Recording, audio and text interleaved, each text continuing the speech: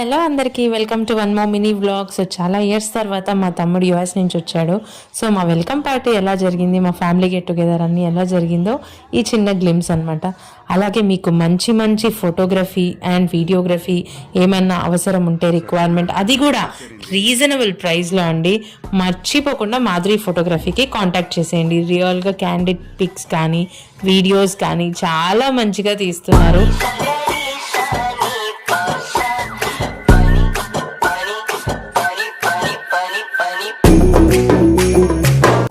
కోయిన్సిడెన్స్గా నేను అక్కడ ఉన్నప్పుడే అన్నా చెల్లెల పండుగ కూడా వచ్చింది. సో అది కూడా ఇలా జరిపేసుకున్నాం అనమాట.